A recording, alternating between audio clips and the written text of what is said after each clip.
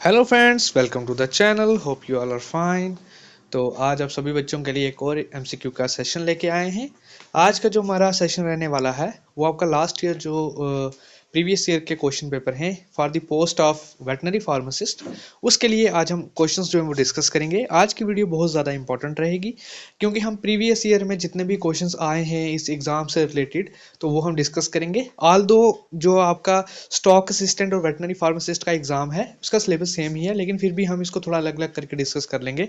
Topic same ही है लेकिन हम क्वेश्चंस को थोड़ा अलग करके डिस्कस करेंगे ताकि सभी बच्चों को सभी टॉपिक्स जो हैं वो कवर हो जाए। ओके, तो without any further delay start करते हैं आज की वीडियो।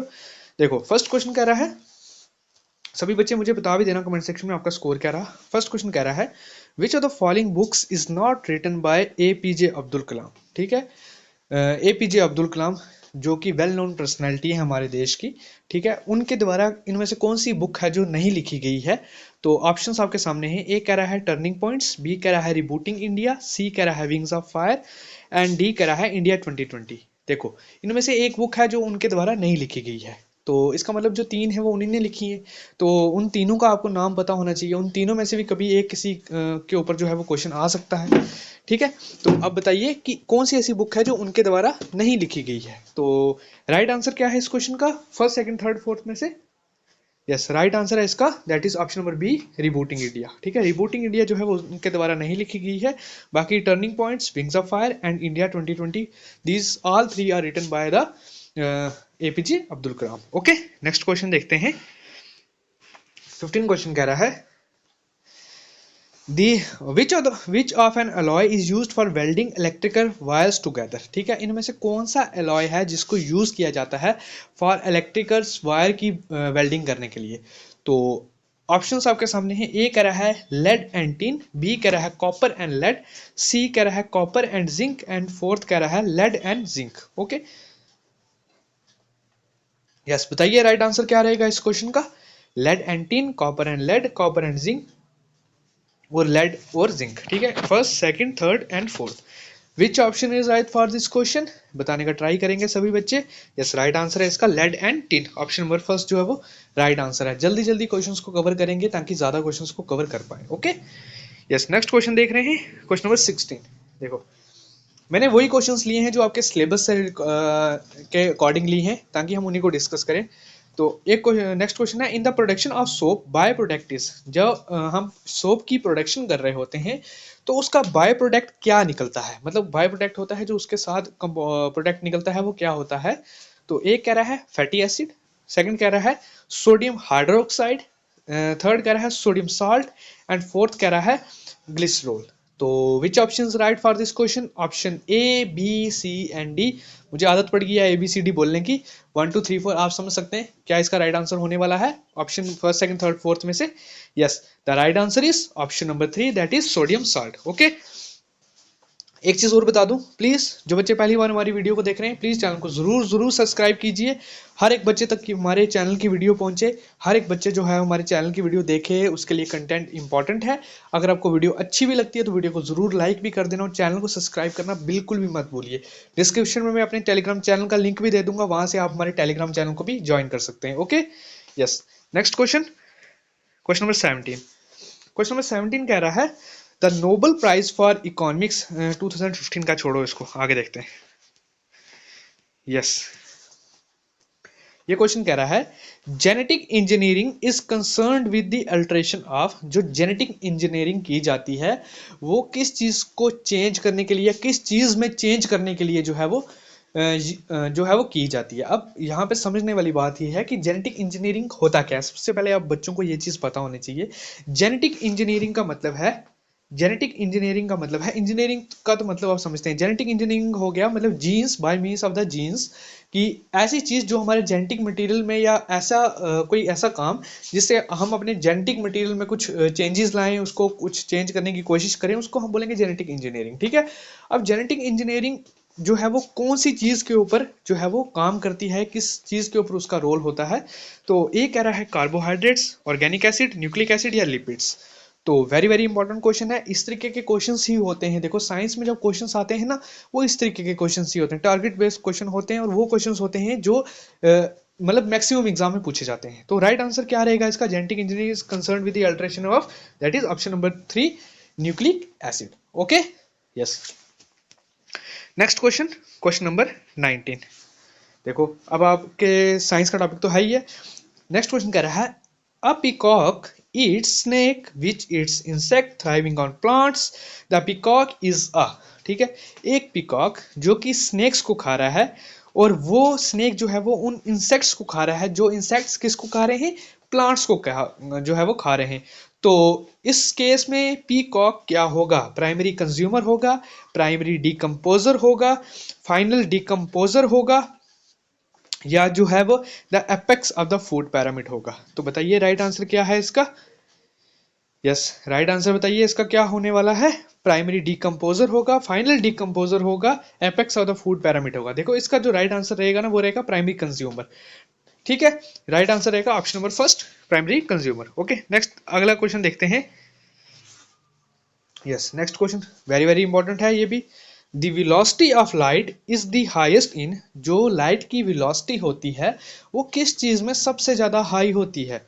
ए कह रहा है वाटर में, सेकंड कह रहा है एयर, थर्ड कह रहा है vacuum, and fourth one is glass. So which option is right for this question, the velocity of the light is highest in case of, तो बताइए वाटर, एयर, वैक्यूम या ग्लास।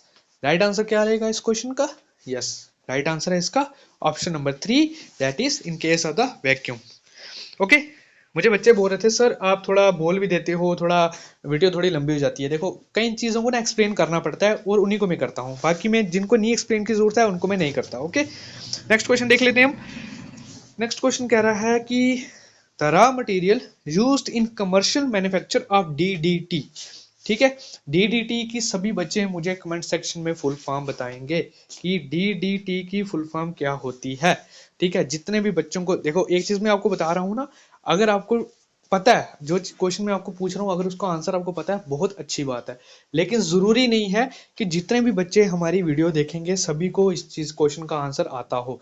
तो बेटर ये है अगर आप कोई भी क्वेश्चन अगर हम आपसे पूछते हैं ना, तो उसका आंसर जो है ना वो क्वेश्चन नंबर लिख के दे दिया करो, ताकि उन बच्चों तक भी आंसर पहुंच जाए, क्योंकि हर बच्चा कमेंट सेक्शन खोल के देखता है, तो हर बच्चे तक वो आंसर पता चल जाए कि इसका आंसर क्या है। ओके, तो बताइए कि रॉ मटेरियल क्या यूज होते हैं डीडीटी की फॉर्मेशन के लिए। First, second, third, fourth option देखो पहले। फर्स्ट कह रहा है क्लोरोबेंजीन एंड क्लोरोफॉर्म, फिर कह रहा है क्लोरोबेंजीन एंड क्लोरोमीथेन, थर्ड कह रहा है chlorobenzene and chloral, and fourth one is chlorobenzene and BHC।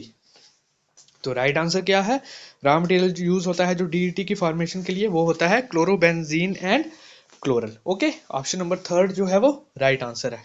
Yes, next question देखते हैं। ये क्वेश्चन बहुत ही इंपॉर्टेंट है, इंपॉर्टेंट आप सभी बच्चों ने 11th-12th में ये क्वेश्चन पढ़ा है। देखो बीटी हम यूज करते हैं कई प्लांट्स के केस में, हम प्लांट्स में जो है वो बीटी का यूज करते हैं। ठीक है, तो बायोटेक्नोलॉजी जिन बच्चों ने टॉपिक पढ़ा है या चैप्टर पढ़ा होगा उनको पता होगा अच्छी तरीके से। तो बीटी का मतलब क्या होता है, biotechnology, bacillus thuringiensis, botanical botanical technology या भारत टेक्नोलॉजी। तो बीटी का मतलब क्या होता है, वेरी वेरी इजी क्वेश्चन है, अगर जिनको पता है, जिनको नहीं पता तो वो कुछ गलती लगा देंगे। तो इसका राइट आंसर होता है बैसिलस थोरेंजियस। ठीक है, अब जब हम बीटी की बात करते हैं ना, बैसिलस थोरेंजियस जो होता है बीटी क्रॉप्स होती हैं, और हमारे इंडिया में सबसे जो पहले बीटी जो जिसके लिए यूज की गई थी वो बीटी कॉटन के लिए यूज किया गया था, ताकि कॉटन्स को जो है वो बचाया जा सके, उनकी प्रोटेक्शन को मेंटेन किया जा सके। ठीक है, ये पहली जो क्रॉप थी वो बीटी कॉटन थी। ओके, नेक्स्ट क्वेश्चन देख लेते हैं अब, जिसमें इंग्लिश के क्वेश्चंस आ गए। रुको, देख लेते हैं इंग्लिश के question. Select the correct sentence in direct speech from the given option for the sentence below. ठीक है, डायरेक्ट स्पीच में इसको चेंज करना है। Old mouse asks who would tell the cat. ठीक है, तो बताइए राइट आंसर क्या है इसका। ऑप्शन नंबर फर्स्ट कह रहा है an old mouse said who will bell the cat, an old mouse said who can bell the cat, who would bell have bell the cat, या हु विल हैव। देखो right answer क्या है इस question का, वो है option number first, that is who will bell the cat. अगला question देखते हैं। यस, ये इस क्वेश्चन को रहने देते हैं, आगे देखते हैं नेक्स्ट क्वेश्चन। ये भी जो है वो क्या है, एक्टिव वॉइस और पैसिव वॉइस है। इंग्लिश का आप बाद में देख लेना, अगर आप इसका स्क्रीनशॉट लेना चाहते हो ले लो, ठीक है। हम बेसिकली वो क्वेश्चंस डिस्कस करते हैं, वो ज़्यादा इंग्लिश वाले अभी छोड़ देते हैं, नेक्स्ट वीडियो में मैं इंग्लिश को टच कर लूंगा। जैसे ये क्वेश्चन आ गया आपका, during the tenure of which of the following viceroys did the INA trial take place, ठीक है। आईएनए जो हमारी आईएनए थी, इंडियन नेशनल आर्मी, कौन से वाइसराय थे जिनके टाइम पे आईएनए ने अपनी पहली ट्रायल को जो था वो टेक प्लेस की थी, मतलब अपनी पहली ट्रायल ली थी। तो उस वक्त कौन जो थे वो वाइसराय थे हमारे इंडिया के? फर्स्ट कह रहा है माउंट बैटन, सेकंड कह रहा है विलिंगटन, थ्री कह रहा है लिल लिंथ को नाम भी कुछ अजीब सा है इसका, तो और फोर्थ कह रहा है वेवल, ठीक। तो राइट आंसर क्या है, कौन से वाइसराय थे उस वक्त जब आईएनए ने अपनी पहली ट्रायल ली थी? तो उस वक्त कौन थे? वो थे हमारे वेवल। ऑप्शन नंबर 4 जो है वो राइट आंसर है। ओके, नेक्स्ट क्वेश्चन, ये क्वेश्चन भी बहुत ज्यादा इंपॉर्टेंट है। Which of the following sessions of the Congress was presided over the Subhash Chandra Bose, ठीक है। कौन सा ऐसा सेशन था जिसको सुभाष चंद्र बोस जी द्वारा जो था वो प्रिसाइड किया गया था? तो इसका राइट आंसर सभी बच्चों को पता होना चाहिए मेरे हिसाब से, क्योंकि वेरी वेरी इंपॉर्टेंट क्वेश्चन है। हमारी इंडियन हिस्ट्री में भी ये क्वेश्चन जो है वो कई बार पहले पूछा जा चुका है, और पूरी प्रोबेबिलिटी रहती है कि ऐसे क्वेश्चंस बाद में भी पूछे जाएंगे, ठीक है। तो बताइए कि कौन सा सेशन जो था वो सुभाष चंद्र बोस जी द्वारा जो था वो प्रिसाइड किया गया था? तो बताइए राइट आंसर क्या है इसका। देखो, अगर हम बात करेंगे ना इस क्वेश्चन में, आप थोड़ा आपको समझने वाली बात ही है। 1938 का जो सेशन था ना, जिसको हम कहते हैं हरिपुरा सेशन, ठीक है। यस, 1938 का session, that is Haripura session, पूरा सेशन, ठीक है। ये थर्ड ऑप्शन तो राइट है। उसको रिसाइड किया था हमारे सुभाष चंद्र बोस जी द्वारा।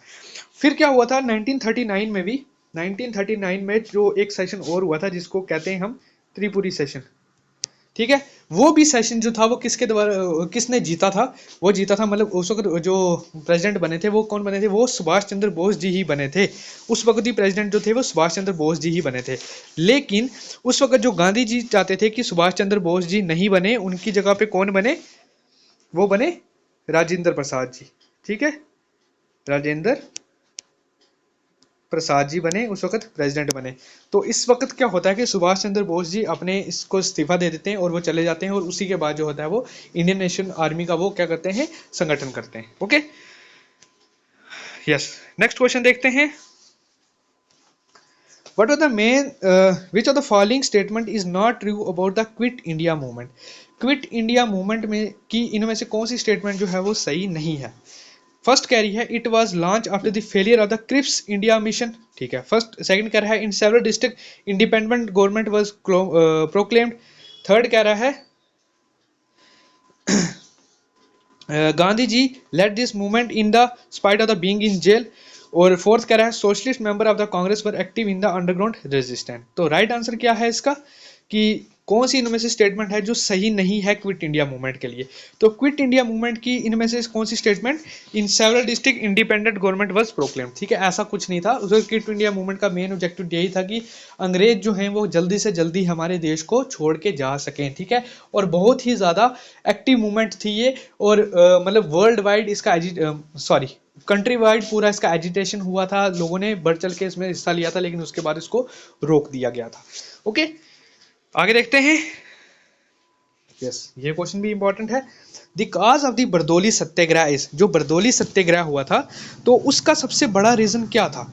ए कह रहा है absence of famine relief work, second कह रहा है revenue collection continued in spite of famine, third कह रहा है acquisition of land of the peasant by government, four कह रहा है against the increase land revenue taxes. तो जो बरदौली सत्याग्रह हुआ था ना, तो बरदौली सत्याग्रह क्यों हुआ था? वो इसलिए हुआ था, इसलिए हुआ था कि जो उन्होंने टैक्स के रेवेन्यू थे वो उनको बढ़ा दिया गया था, उस चीज़ को कंट्रोल करने के लिए, या उस चीज़ के ऊपर मतलब उस चीज़ को रोकने के लिए जो था वो ये सत्याग्रह चलाया गया था। और इसका जो राइट आंसर है वो है option number 4, against the increase land revenue rates. Okay,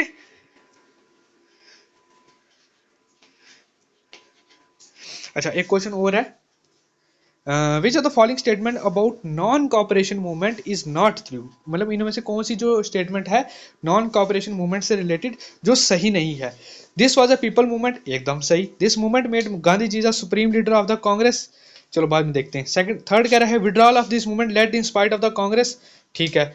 fourth कह रहा है the movement was withdrawn after the incident of the Chauri Chaura incident, ये भी बिल्कुल सही है, फर्स्ट बिल्कुल सही है। अच्छा, उसके बाद ये कह रहा है withdrawal of this movement led to the split in the Congress, तो स्प्लिट इन द कांग्रेस का कोई ऐसा कंसेप्ट तो नहीं आया था, ठीक है। तो उसके अब इनमें से कौन सी जो मूवमेंट है जो क्या बोलते हैं सही नहीं है, वो सेकंड वाला भी सही है, ऑप्शन नंबर थर्ड जो है वो राइट आंसर है। स्प्लिट वाला इधर कोई अभी कोई कंसेप्ट नहीं था, वो सूरज स्प्लिट पहले हो गया था, ठीक है, जिसमें उन्होंने एक्सट्रीमिस्ट और मॉडरेट को अलग कर दिया था, ठीक है। तो आज के लिए इतना ही रखते हैं, बाकी जो क्वेश्चन है वो नेक्स्ट वीडियो में शेयर करूंगा आपके साथ, ठीक है। आज के लिए इतना ही रखते हैं, जितने भी क्वेश्चंस हैं अब इसमें जो क्वेश्चंस हैं वो आपके उससे मैथ्स के भी हैं, रीजनिंग के भी हैं, जितने क्वेश्चंस हमसे कवर हो सकेंगे हम उतने कवर करेंगे। फिलहाल आज के लिए इतना ही, तो मिलेंगे नेक्स्ट वीडियो में। कोई भी क्वेरी होगी तो मुझे कमेंट सेक्शन में पूछ लेना। तो मिलेंगे नेक्स्ट वीडियो में, चैनल को सब्सक्राइब कर लो, ठीक है फ्रेंड्स, ओके।